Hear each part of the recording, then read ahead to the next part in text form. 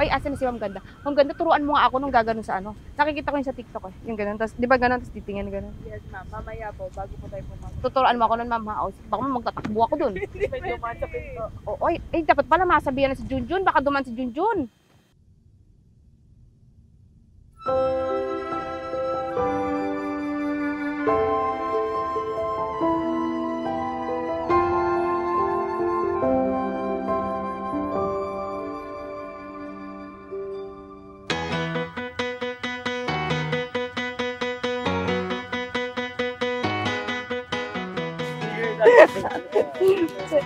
Putse. Ayoko lang naranasan to. Ganun mo yan, ha? Dapat sa lalagay mo doon, lagi kong nararanasan to. Ganun, ha? With your white dress on. Hey, boy! Okay! Ganun yung mga alam ko ng sayaw, sir, eh. Apir. Ice cream good. Ice cream yummy. I never knew that I could love someone the way that I love you. I never knew that I could love someone the way that I love you. Yeah, I never knew that I could love someone the way that I love you. I never knew.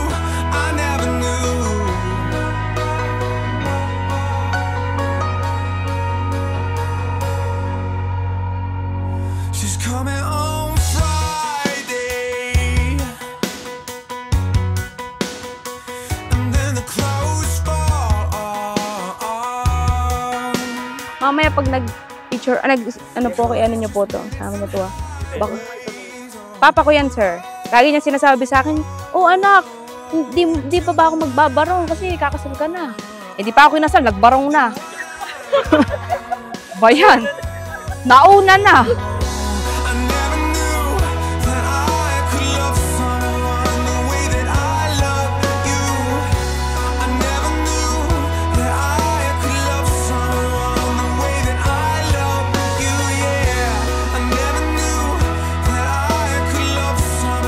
Masarap ang buhay na malaya. Nagtataka lang ako at nagtatanong, bakit iiwanan nyo ang buhay na malaya at kayo magpapagapos sa ugnayan na kung tawagin ay mag-asawa? Nagtataka lang ako at nagtatanong. Naniniwala ako na sa pagmamahalan, sir, kapag nakita mo na ang pinaka-worst na ugali ng kapartner mo, yung talagang worst na worst at minahal mo siya, yun talaga ang true love. Ibig sabihin, pag natanggap mo yung bad side niya, kaya mo siyang mahalin panghabang buhay. Charot! Joke lang.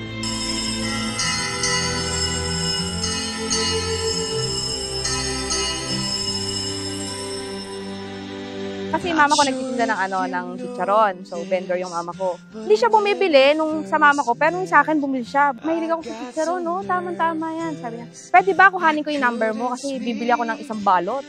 So, nung nakuha ko na yung number niya, lagi ko na siyang tinatawagan. Kunwari lang yun, na-order ako ng paninda nila. Pero, ang purpose ko talaga nun ay ligawan siya. Opo, paraan lang pala. Naniwala naman ako. Will heaven hold you? You look so beautiful in white. And from now to my very last breath, this day I'll cherish. You look so beautiful in white tonight. Tornilyo ka ba? Bakit? Dahil habang umiikot ka sa isipan ko, bumabaon ka naman sa puso ko. So, yun ang mga pick-up lines. Ay, sir. Ay, nako, mabait. Mabait ako. Masipag. Lahat na ng sipag, nasa akin na. Sama mo yan sa video, sir, ha? Ay, wag pala. Sorry. Every word. So as long as I live, I love you. Will heaven hold you? You look so beautiful in white. And from now to my very last breath, this day I'll share.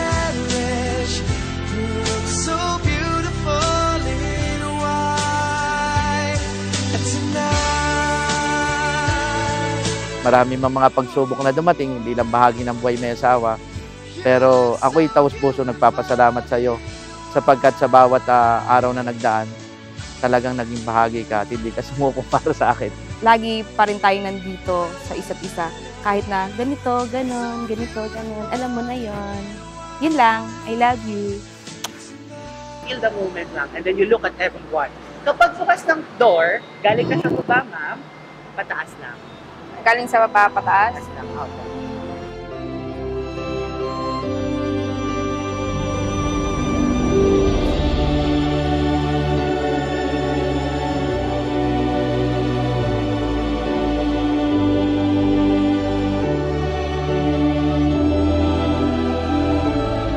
Sabi niya, wag kong pababayaan kasi nag-iisa niya lang anak. At nangangarap siya na madala ko sa altar yung anak niya. Kaya siguro kahit na dalawang tatay namin nasa itaas na, masaya siguro sa amin para sa araw na. Buong puso bang pagkakalubos sa kanya ng iyong sarili bilang kanyang may bahay? Opo, Father. Nakalaan ka bang balikatin sa piling niyang pananagutan ng buhay may asawa? Opo, Padre.